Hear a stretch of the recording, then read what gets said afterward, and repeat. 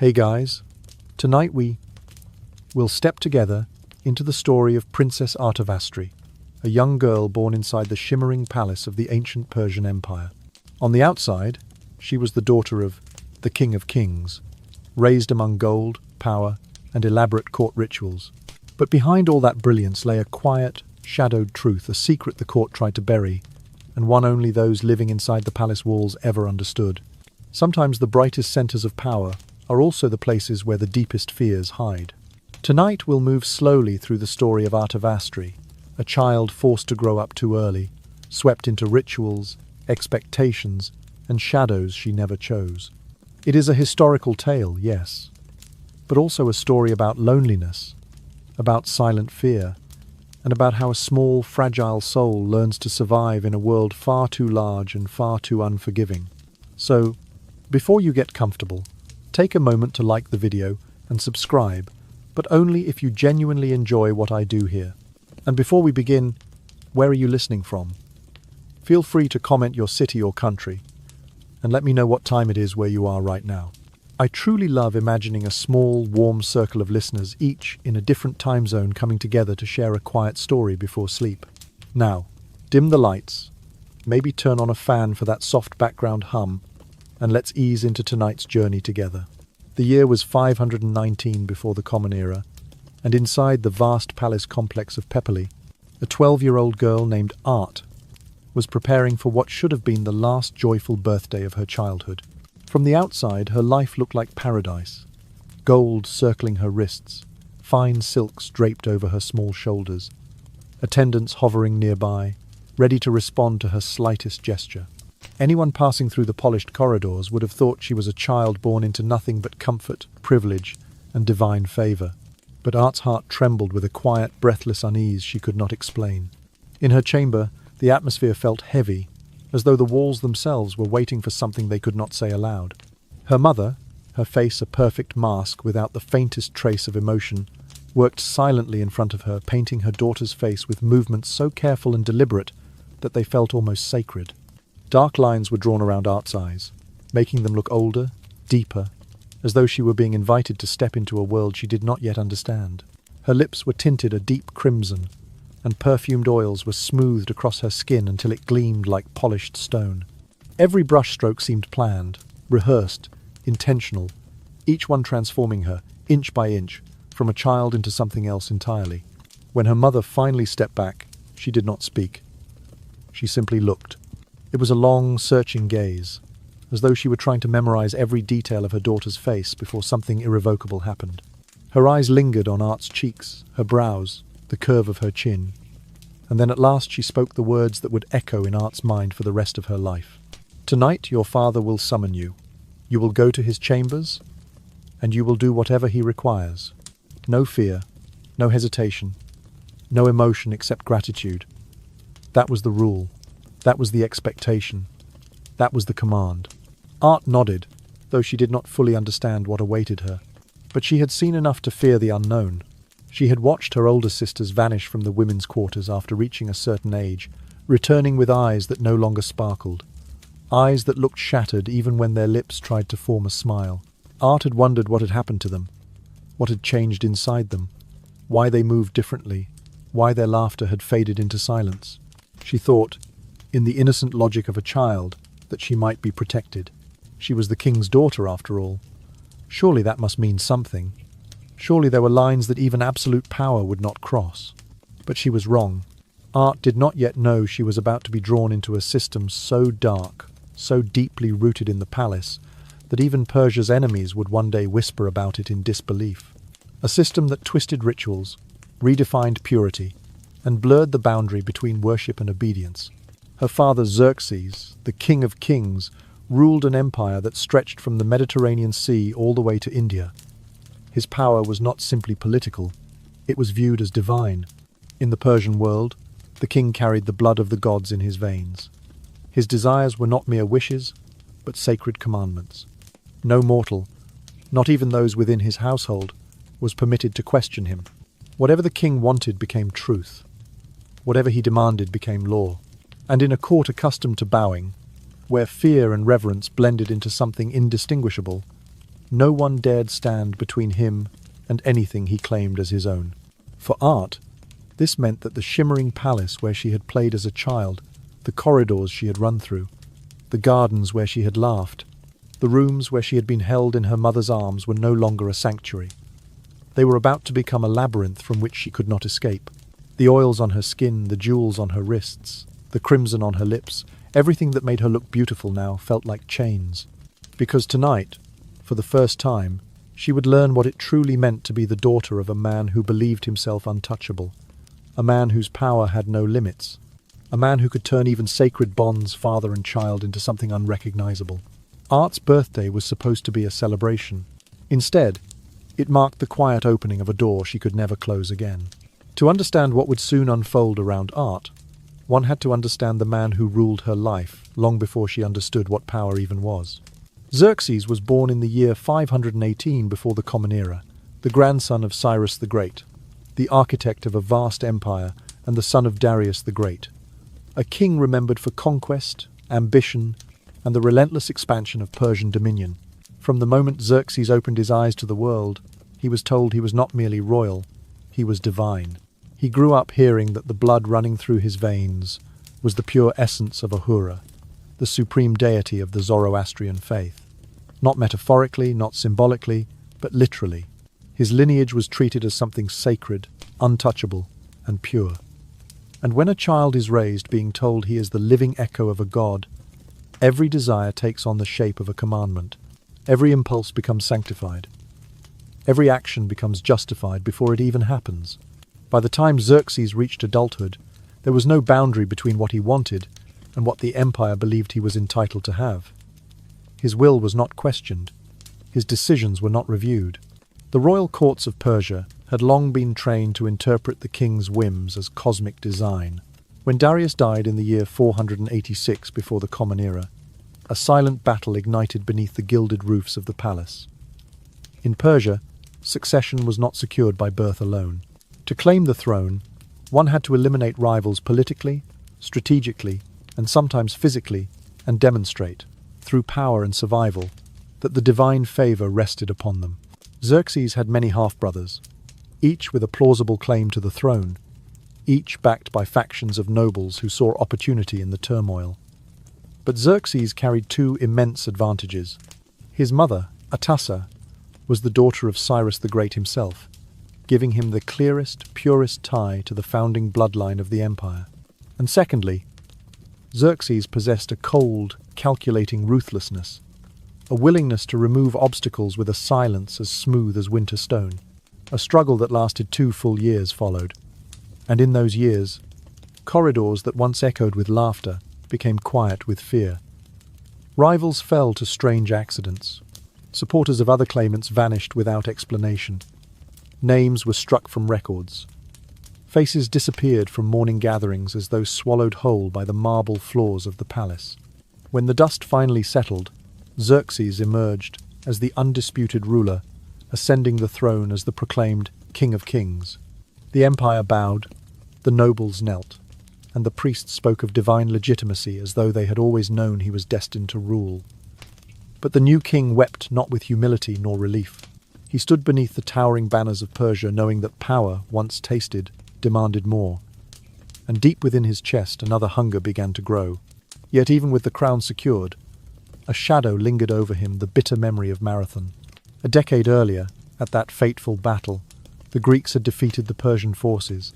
For a lineage believed to be God-touched and invincible, this humiliation was a wound that refused to heal. Xerxes carried it like a weight pressing on his bones, an insult carved into his identity. To a king taught that divinity flowed in his blood, being defeated by mere mortals was not simply a military loss. It was blasphemy, a stain, a reminder that the world had dared to contradict him. So Xerxes became obsessed. He vowed to avenge the dishonor, and as he prepared for a campaign grander than anything the ancient world had ever witnessed, he also began consolidating every fragment of authority within his reach. He inherited hundreds of women from his father's vast harem, each one absorbed into his dominion as effortlessly as one might claim lands or treasures. But even that was not enough. With the same entitlement that governed every corner of his life, Xerxes began to view his own daughters as part of the territory he controlled, extensions of the power he believed had been breathed into him by the divine. Incest was not entirely unheard of in Persian royal tradition. On rare occasions, marriages within close kin were used to keep the pure blood contained, untainted by outside lineages. But what had once been whispered exceptions, hidden behind curtains and silence, became something structured, expected, and ritualized under Xerxes' rule. It transformed from a taboo into a system. Under the banner of sacred blood, Xerxes permitted himself to cross boundaries no father should ever cross.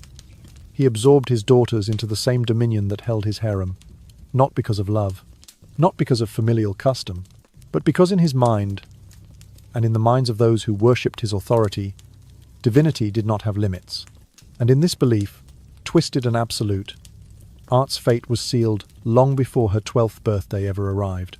From the moment they reached puberty, the daughters of Xerxes were drawn into a ritual that felt less like preparation and more like an unfolding nightmare. It happened with the same quiet precision as a sacred sacrifice. The perfumed bath, the scented oils, the gentle but deliberate brushing of hair, in exactly the style he preferred. The garments chosen for them revealed the curves of adolescence, not to celebrate their growth, but to shape them into what the king wished to see. The makeup darkened eyes, deepened lips, was applied not to a child, but to a form that had been sculpted into premature womanhood.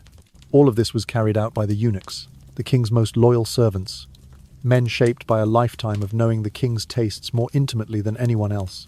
They knew which oils pleased him, which fragrances softened his mood, what texture of skin he considered flawless, and even which ages he found the most beautiful.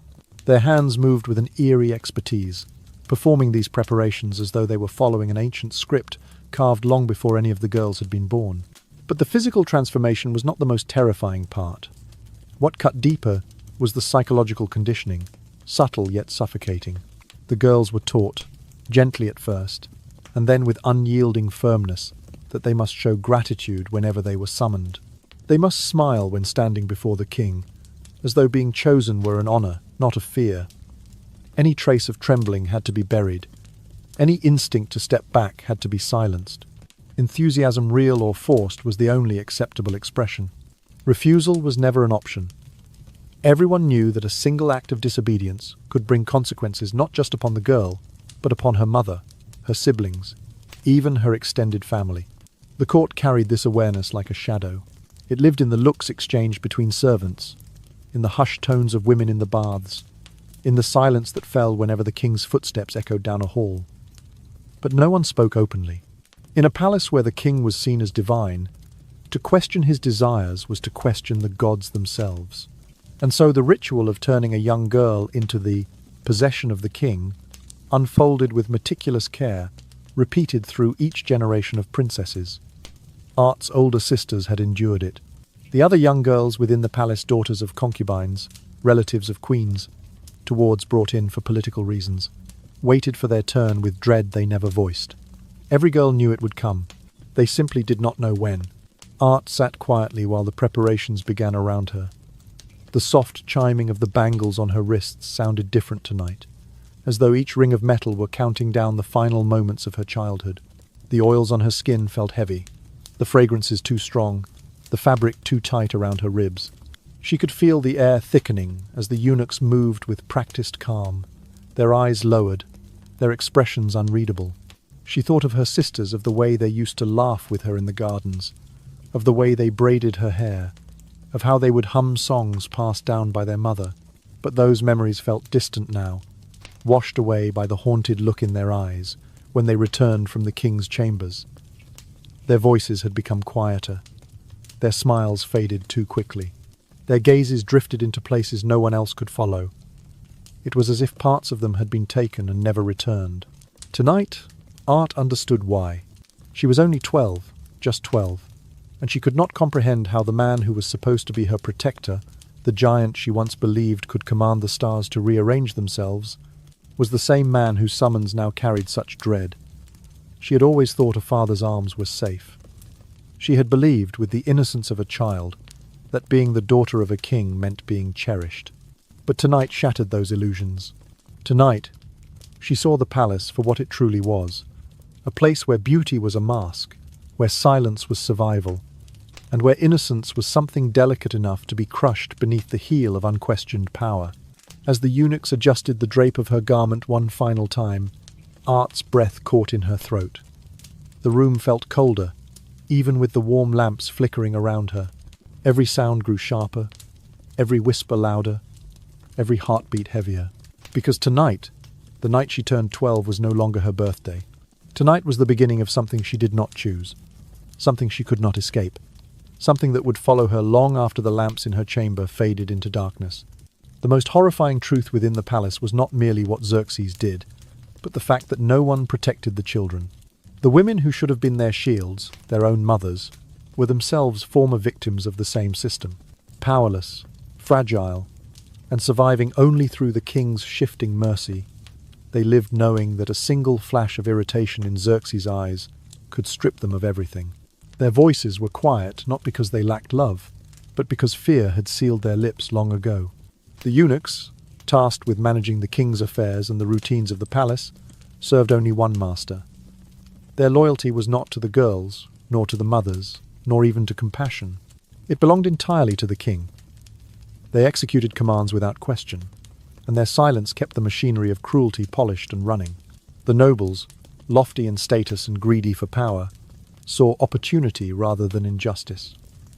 When the time came for these damaged princesses to be given in marriage, noble houses seized the chance.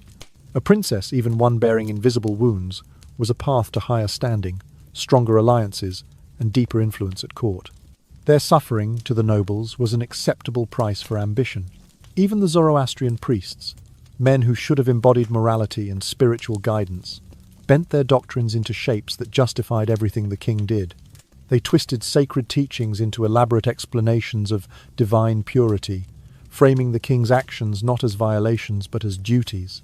Once religion is reshaped to fit power, morality itself becomes an echo soft, fading, and easily ignored. And so the daughters of Xerxes were not treated as children, or people, or souls. They were considered possessions, embodiments of a living divine bloodline, statues made of flesh and breath, but belonging entirely to the king. When they were summoned, they returned with bodies aching, minds fractured, and hearts quiet in ways no 12-year-old or any child should ever experience. Some grew emotionally barren, shutting down everything inside themselves in order to survive. Some learned to detach from reality, floating through each day as though observing life from behind a thin sheet of glass. A small number whispered to themselves that what they endured was a sacred duty, because believing that lie was the only way to preserve a scrap of inner peace. But all of them understood one truth with a clarity sharper than fear. This was only the beginning. They never knew when they would be called again. Days, weeks, or months could pass in silence, but silence only made the anticipation worse. Anxiety settled into their bones, an ever-present tension that left them exhausted even in sleep. Their bodies never fully relaxed, and their minds never stepped away from the edge of dread. Living inside the palace meant living inside an unending cycle. Fear, relief, fear again. This long, relentless uncertainty became a culture of silence passed from one generation of palace women to the next. Everyone knew. Everyone felt it. Everyone carried the weight of it. But no one could acknowledge it aloud. Words had power, and naming the horror was forbidden, not only because it challenged the king, but because it challenged the godhood the empire insisted he possessed. Beyond the gilded walls, the world saw only splendor. Travelers and emissaries wrote of Persian princesses bathed in luxury, draped in silk, weighed down with jewelry. They imagined a life of privilege, softness, and ease. They described halls of gold, gardens of paradise, and beauty unmatched across continents. And they believed those images completely. They did not know that within those same golden walls, suffering had been woven into tradition, repeated, accepted, reinforced, until it became a quiet, poisonous inheritance. No outsider saw the trembling hands. No outsider saw the haunted eyes. No outsider heard the whispered sobs swallowed into pillows each night. The world admired Persia's power, its wealth, its shimmering palaces. But power, when unrestrained, becomes its own kind of darkness. And behind the mirrored screens, behind the painted doors, behind the rituals and perfumes and jewels, that darkness grew unchecked quietly, shaping the childhoods of girls who never had a chance to be children at all. The palace was magnificent. The palace was radiant. The palace was admired by all who saw it. And yet, for the daughters of Xerxes, it was nothing more than a beautiful cage, a place where pain was inherited, where silence was survival, and where suffering had become a tradition as enduring as the empire itself. After the first night, a cycle began, slow at times, sudden at others, but always inescapable. The girls were summoned on a schedule that was never spoken aloud and never predictable. Some nights they were called repeatedly, one after another, their names floating through the halls like whispered doom.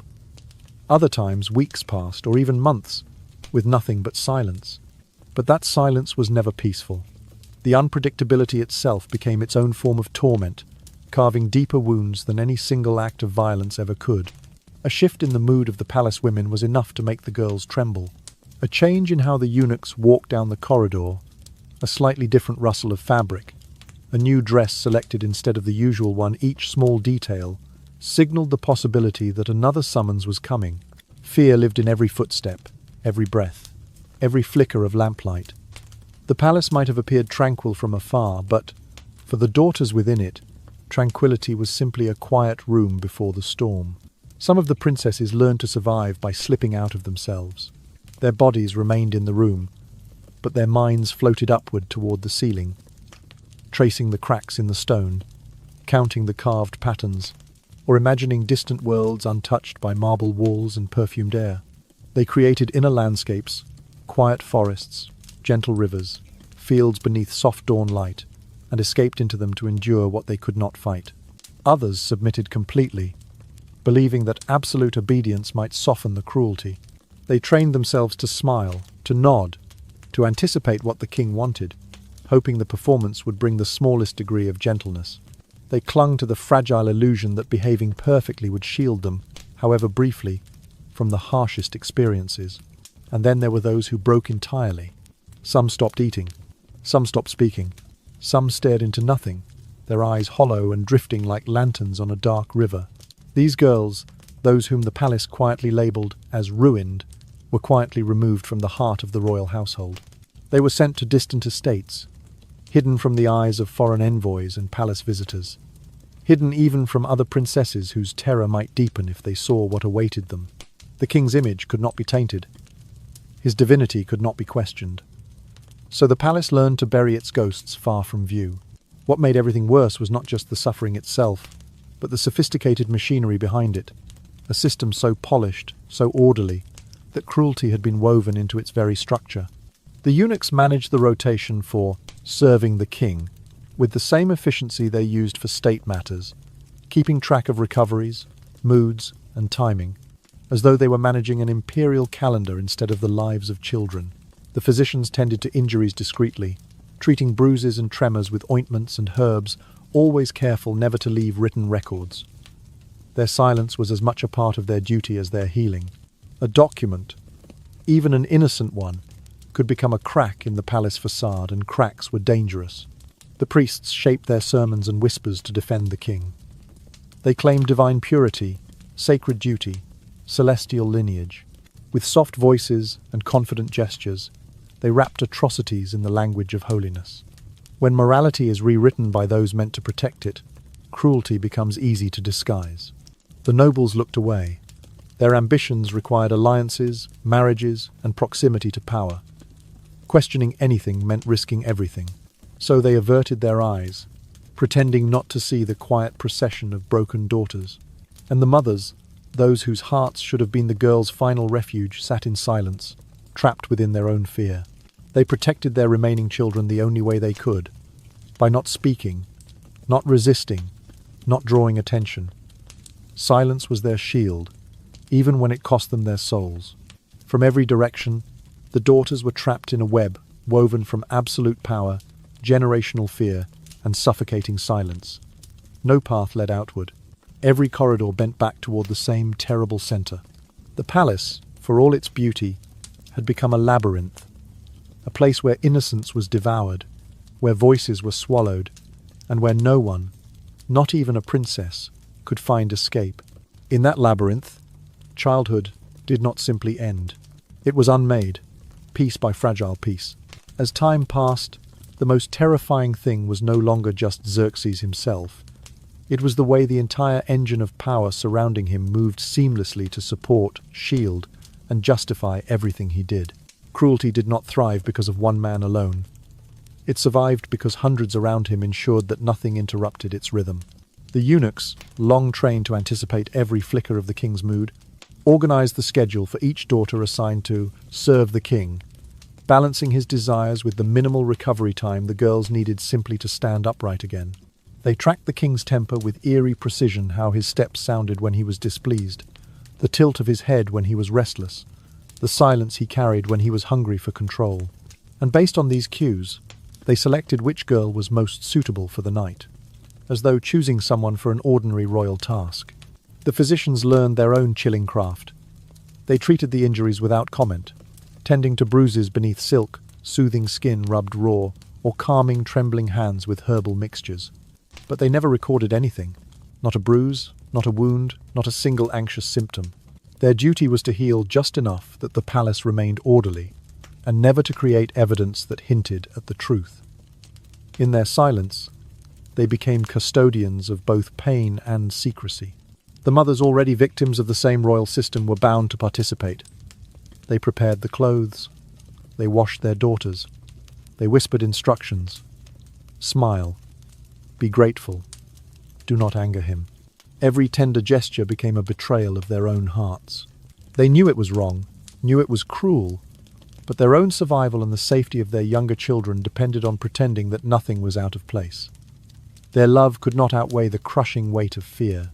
Religion was twisted into a tool. Zoroastrian priests crafted theological arguments to support the king's desires, weaving concepts of divine blood and sacred purity into elaborate justifications. They spoke softly of heavenly duty, of cosmic order, of the king as a vessel chosen by Ahura, and in doing so, they erased morality completely. When spiritual authority bends to political power, every boundary becomes flexible until it dissolves. The nobles, too, stayed quiet. Some even benefited. When the princesses were deemed finished and ready to be given away in marriage, the nobles leaped at the opportunity. A marriage to a royal daughter, even one carrying invisible scars, meant elevation, stronger alliances, new influence, greater prestige. They knew these young women were damaged. They knew the price these girls had paid. But ambition was more valuable than conscience, and so they accepted the king's gifts without question. Thus, from eunuchs to physicians, from priests to nobles, all the way to the mothers who loved their daughters, every person became a cog in a machine that normalized horror. The machine worked not because people were evil, but because fear, survival, and power wove themselves together so tightly that the truth disappeared beneath layers of obedience. Each role served a purpose. The eunuchs ensured the cycle never paused. The physicians ensured the consequences remained hidden. The priests ensured the practices seemed sacred. The nobles ensured the king stayed unchallenged. The mothers ensured silence continued from one generation to the next. Together, these pieces formed a structure so complete that no girl had any space to escape. Not physically, not mentally, not spiritually.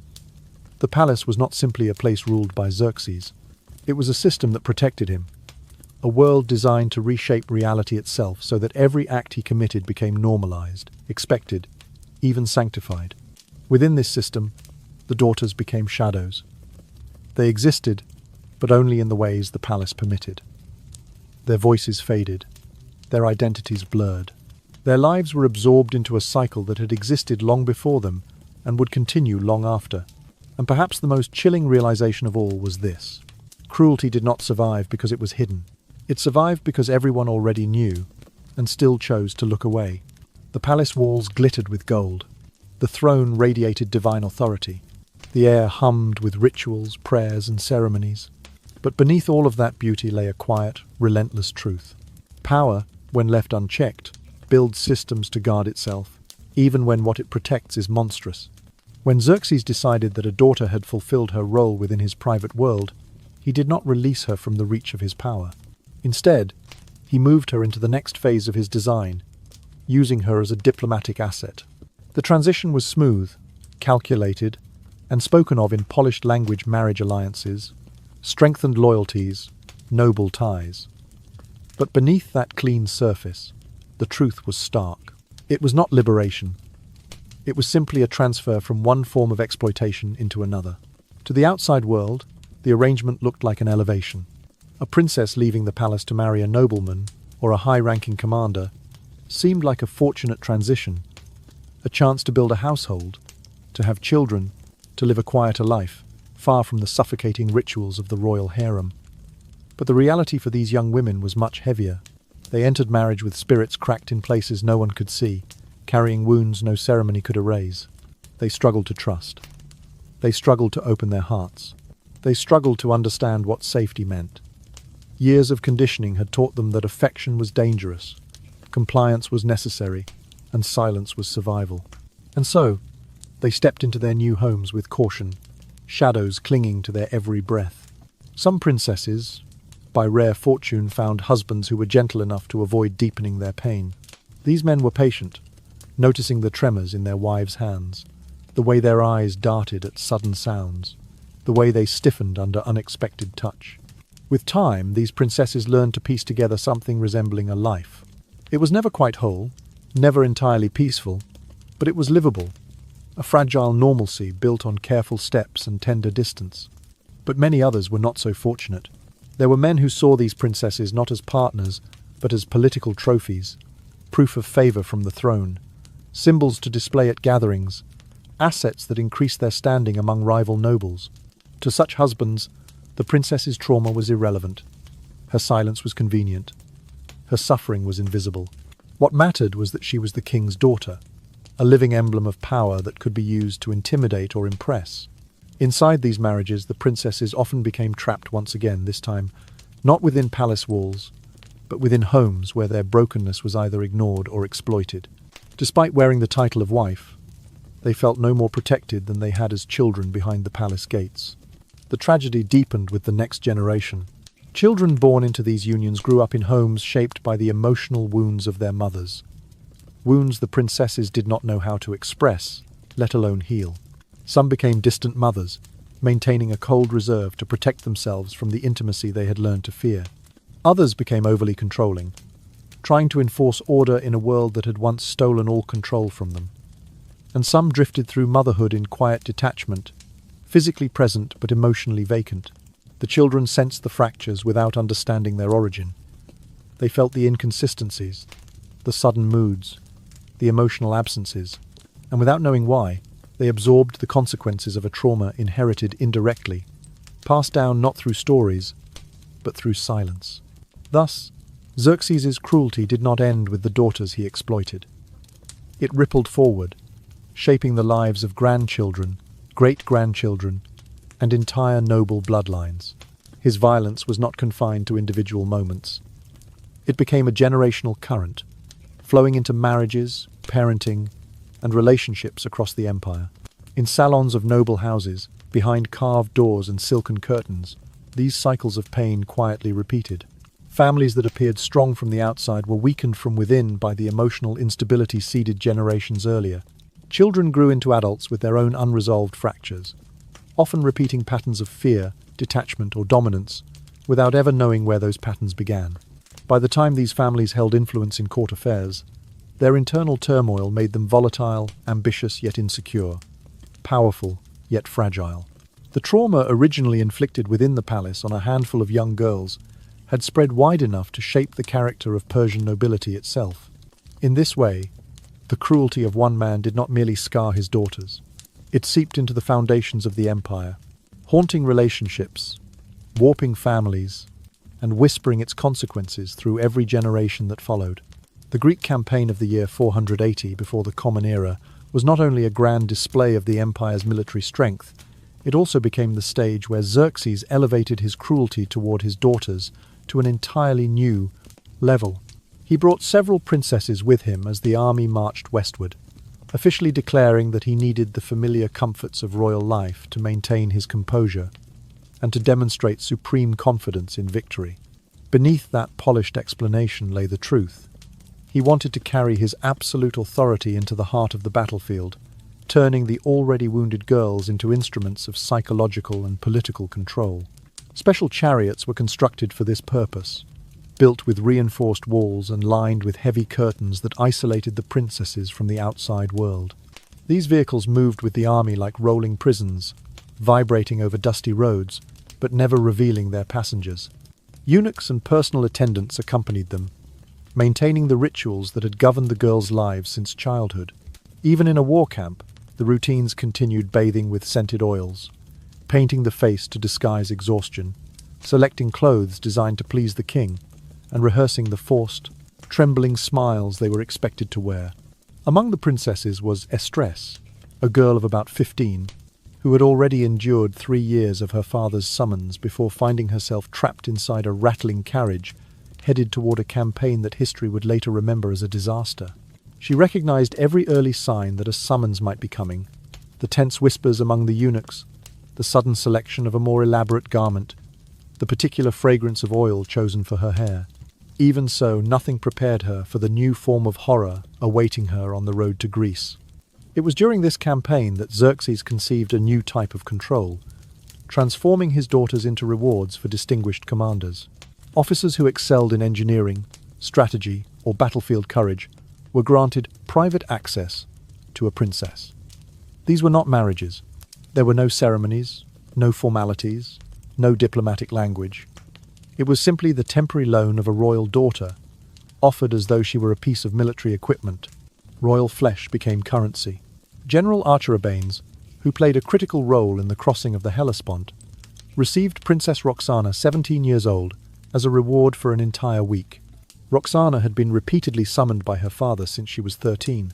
Now she was placed in the tent of a commander old enough to be her grandfather, and instructed to behave as though the arrangement were an honor rather than another wound layered on top of many others. Another commander, Mybasus, was rewarded after quelling a rebellion among the Greek allies. He was given Princess Atassa, who had long suffered from trembling hands and short, shallow breaths whenever her father's name was spoken. Now she faced several days in the company of a stranger, expected to obey with the same forced gratitude demanded in the palace. The message that spread through the army was unmistakable: fight fiercely, prove unwavering loyalty, cross any moral boundary, and the king would grant access to what should have been untouchable. In this way, Xerxes converted the suffering of his daughters into fuel for the war machine.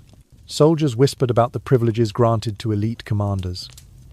Young officers imagined the possibility in their own futures.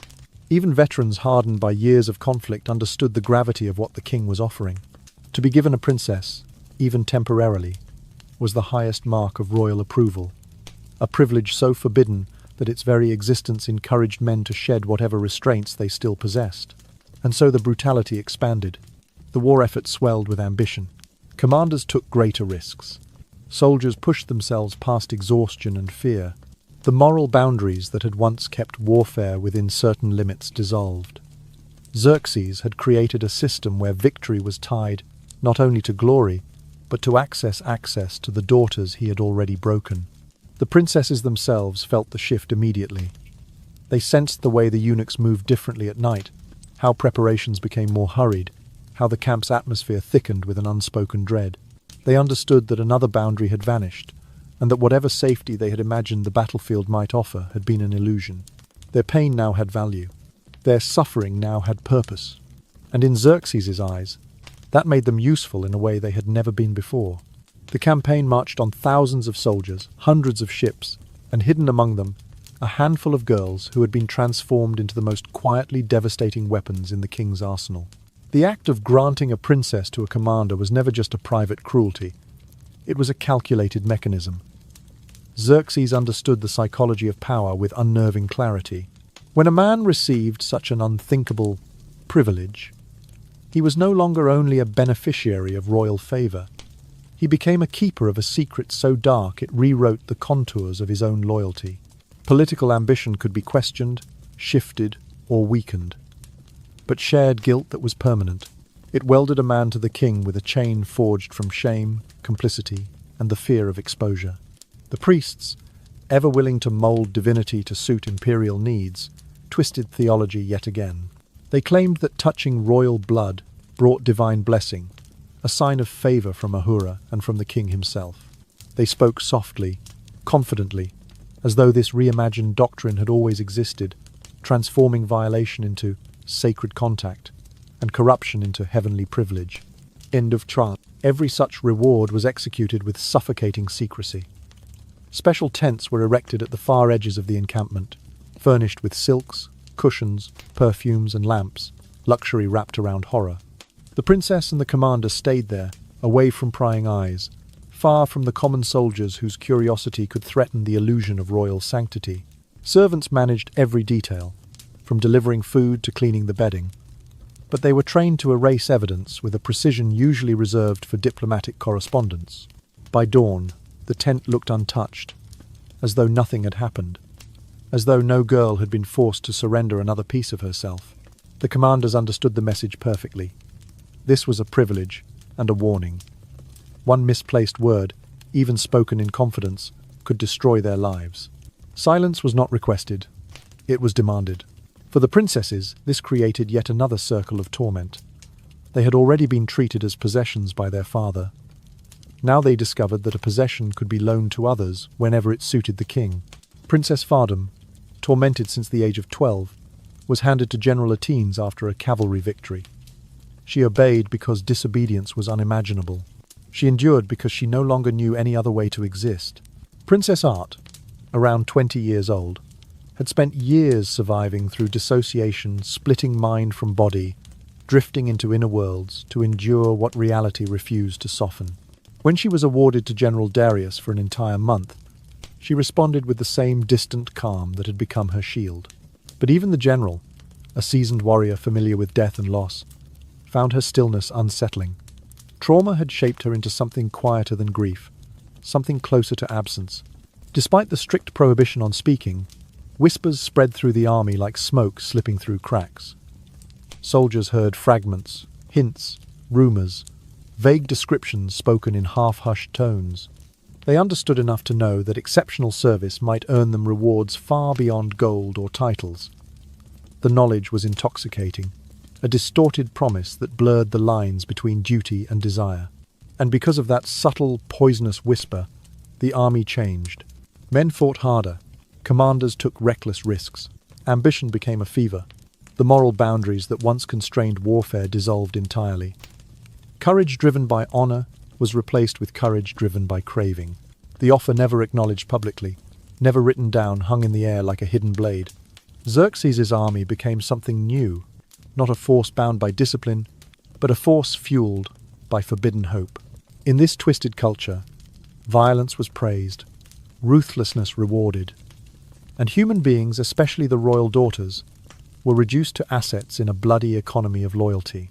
The more the soldiers heard, the more they believed that anything, absolutely anything, might be allowed in pursuit of the king's approval. And in that dark shift, the Persian army crossed a line it would never find its way back from. The king had found a way to weaponize suffering. The generals had learned to crave what should have been untouchable. The soldiers had discovered a new, warped incentive, and the princesses already broken were forced into yet another role they never chose. Currency in a war where morality had become nothing more than a discarded relic. The Greek campaign, despite its colossal scale, ended not in glory but in ruin.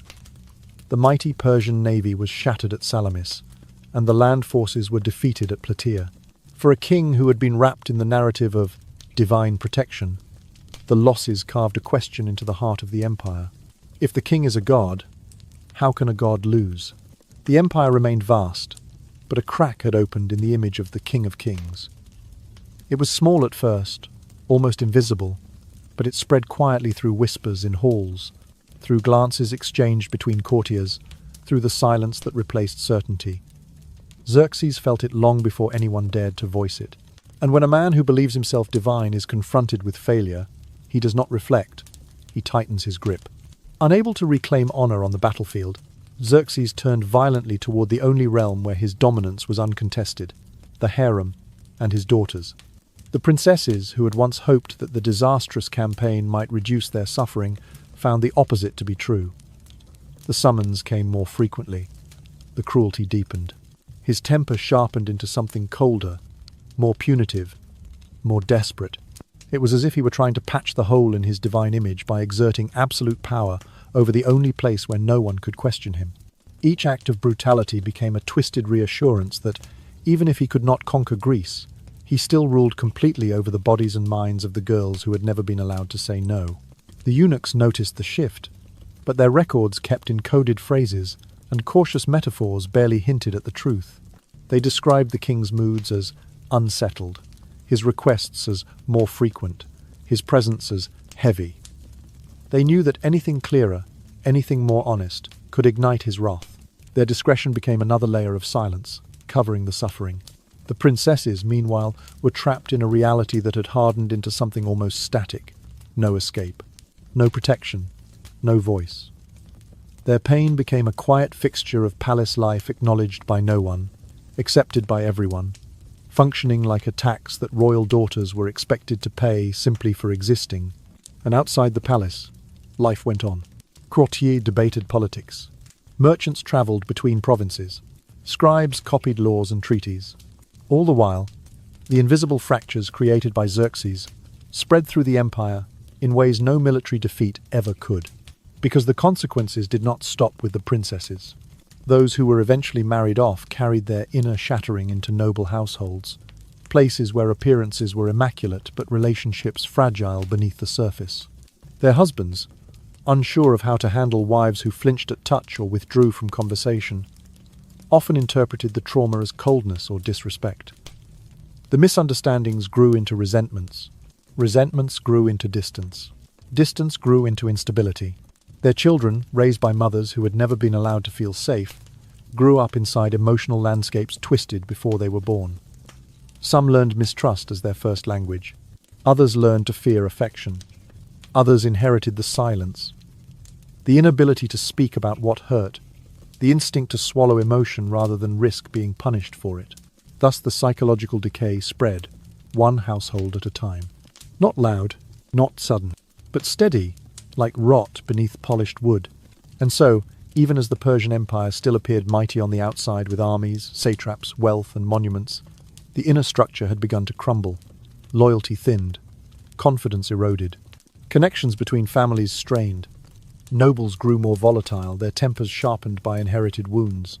The brutality that had been legitimized at the very top seeped through every layer below, diluting trust, weakening unity, and leaving the empire vulnerable in ways its enemies could not yet see.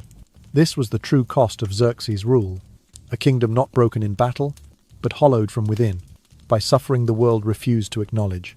Years of cruelty did more than break each princess, it quietly eroded the very foundation of the Persian Empire itself. When women carrying deep, unspoken trauma were married into noble families, they brought with them wounds no physician could see, the constant hum of anxiety, the inability to trust, the fear of being controlled, and sometimes the opposite, an extreme dependence on any figure who felt even slightly safe. Their husbands, even the kinder ones, could not understand the silences that stretched too long, the sudden flinches, or the numbness in their wives' eyes. And the men who were authoritarian by nature only deepened the scars, turning marriage into a second captivity. The children born from these unions grew up in households where tension clung to every corner.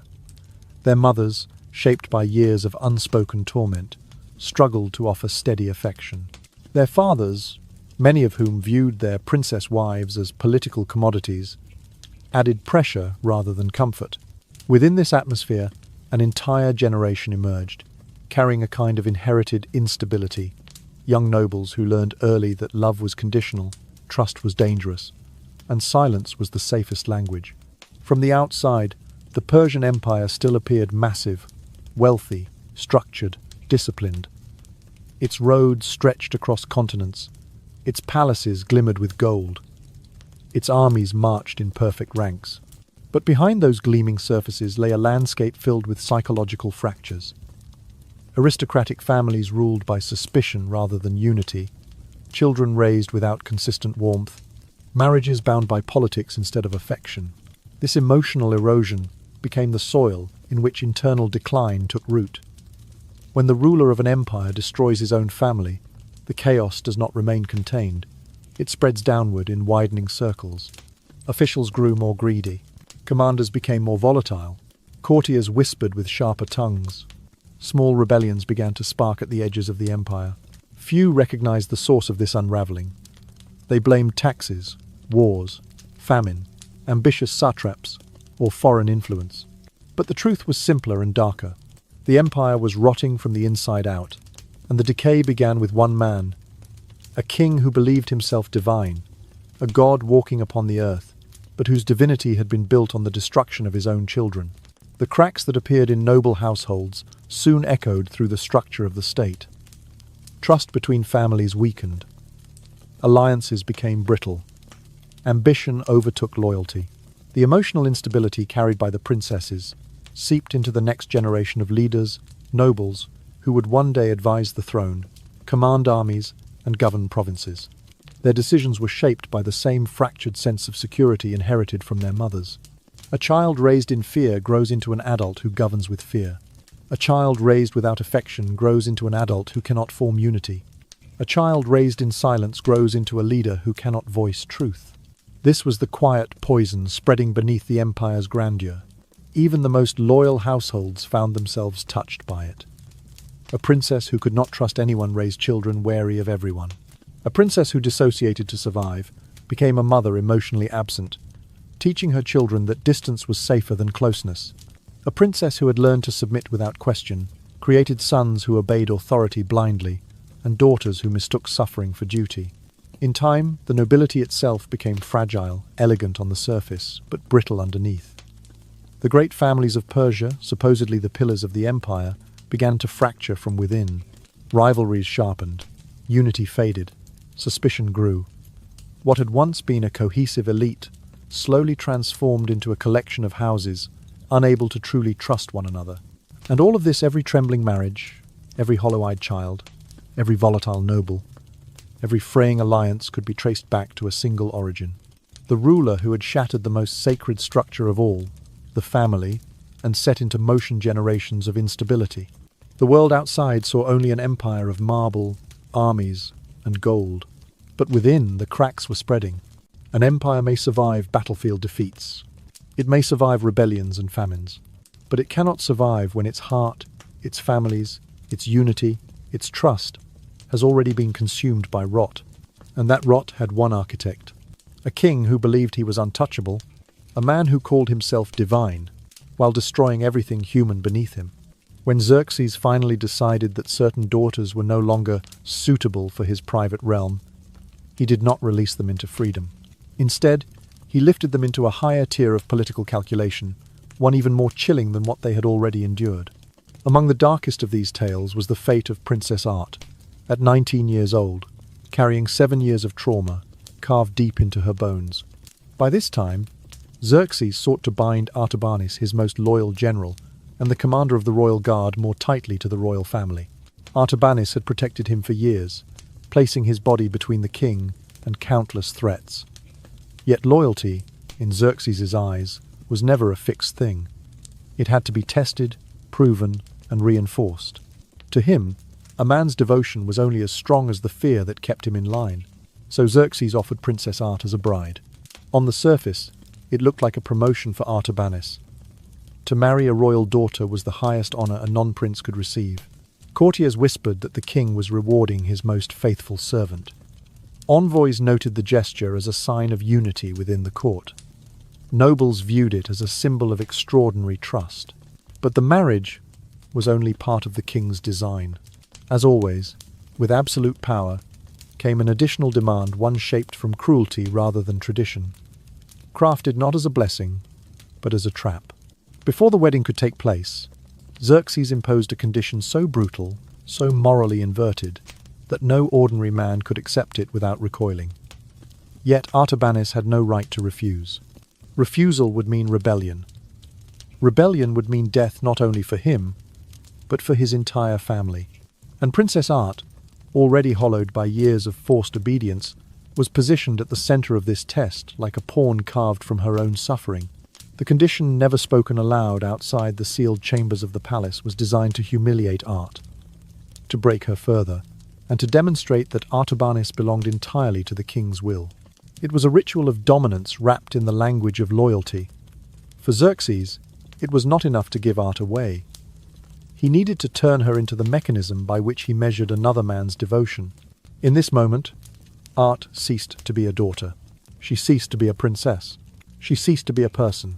She became a tool, a political lever, a test of obedience, a living symbol through which Xerxes asserted his supremacy. Her trauma was repurposed into strategy. Her silence became the stage upon which the king played out his need for absolute control. Artabanis understood the trap instantly. He was a man forged in battle, hardened by countless campaigns, but the cruelty of this demand struck deeper than any spear. He knew that to hesitate was to die. He knew that the king's eyes were on him, studying every twitch of his expression, searching for doubt. And he knew that Princess Art, standing there like a shadow, had no choice but to participate in the spectacle engineered around her. Art, at 19, was already accustomed to dissociation, slipping her mind away from her body, letting her soul drift somewhere unreachable when reality became unbearable. As the king explained the condition, she retreated inward once more, folding herself into the familiar darkness that had become her only shelter. For Xerxes, the scene was a triumph. For Artabanis, it was a sentence. For Art, it was another erasure of everything human she had once been. This moment revealed how thoroughly Xerxes had lost any trace of humanity. He no longer saw his daughters as blood or family. He saw them as instruments, ways to bind, to punish, to manipulate. Power had devoured his conscience. Fatherhood had become a word stripped of meaning, and the throne, which should have symbolized stability, had transformed into an altar upon which he sacrificed the well-being of those closest to him. What happened between Xerxes, Artabanis, and Princess Art was not recorded in detail. It did not need to be. The silence surrounding it speaks louder than any chronicle. What mattered was the message. The king controls everything, even the dignity of his own children. In the end, Art was not treated as a bride, not treated as a daughter, not treated as human.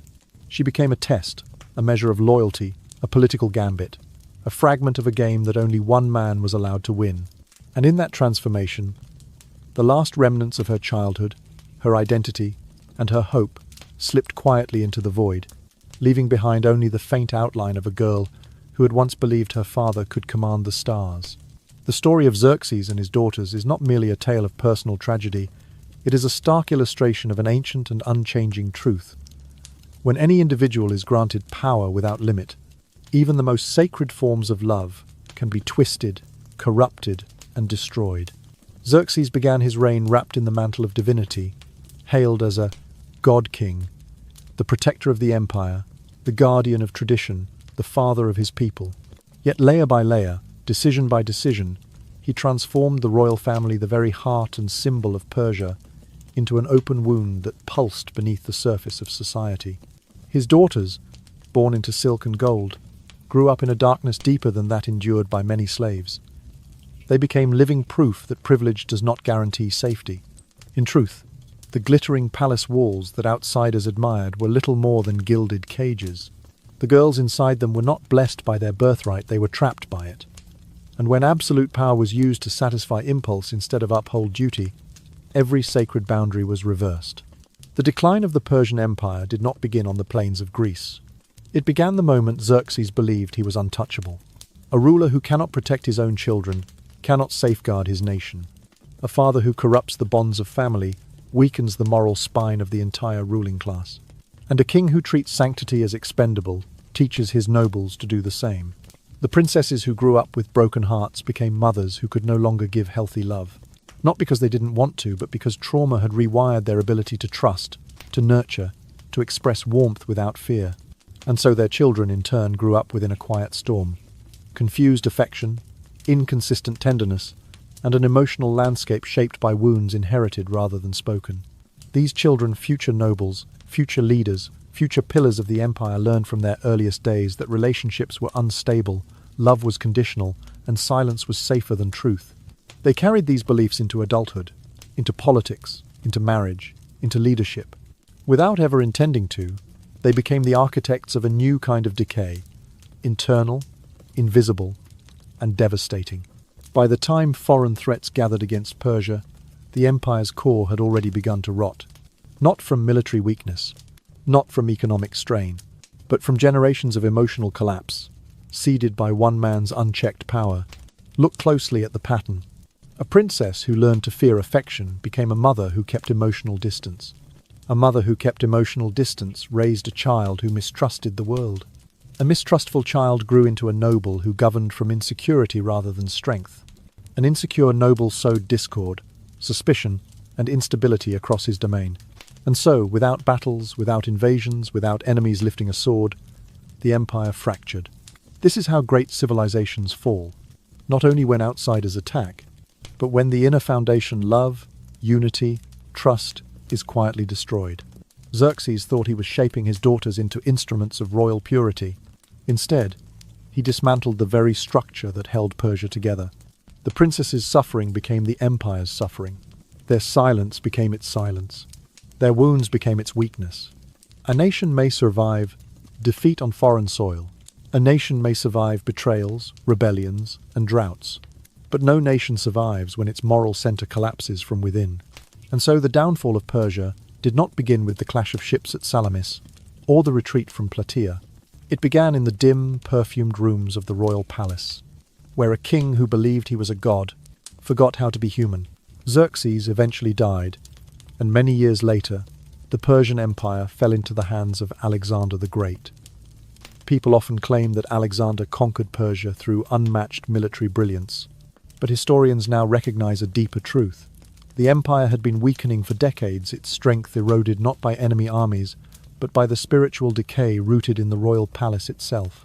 When the children of the royal family carried trauma instead of confidence, when the noble houses lived in quiet instability instead of unity, when belief in divine blood became an excuse for inhumanity instead of a guide for leadership, a civilization lost its moral axis long before it lost its lands.